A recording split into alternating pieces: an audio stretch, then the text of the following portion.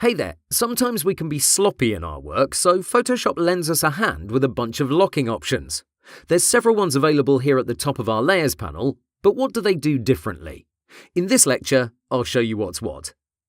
You have this PSD attached, but it's just a simple image with some transparent pixels all around it, and that's because that's our first option, lock transparent pixels. I'll get my brush tool and I'll start laying down some generous strokes. As you can see, only the layer is being affected, not our empty pixels. And you can clearly see I'm trying to paint over them, yet nothing happens. In case you don't want to move your mouse all the way here, you can use its hotkey, the /. Personally, I've rarely used this option because most of the time I want to fill in these empty pixels with something else. The next option on my list is Lock Image Pixels. As you can imagine, this prevents me from painting over it. This forbidden sign also shows up if I position my cursor above the transparent area. This protects the image from all edits except selecting, moving, or transforming it.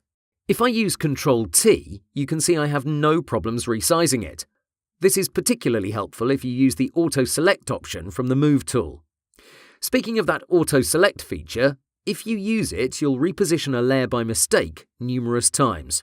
Let me disable this lock, and I'll also add another layer to my canvas.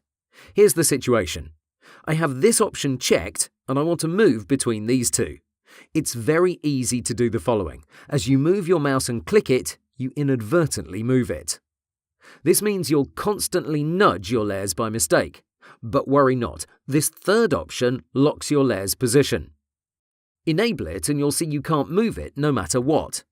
Everything else is on the table. You can paint over it, erase it, apply all sorts of edits, but you can't move, nor can you resize it, because that involves a repositioning too.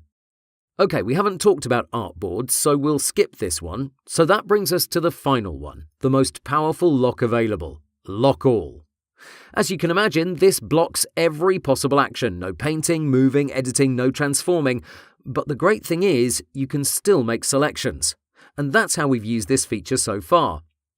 This is particularly helpful for your background layers because once you enable it, you can quickly select multiple layers straight from the canvas with this action. Okay, a quick recap before we wrap up this lecture. The first one locks all transparent pixels, so you can only edit your image. The second one locks the photo's pixels, so you can't edit it, but you can still move or resize it.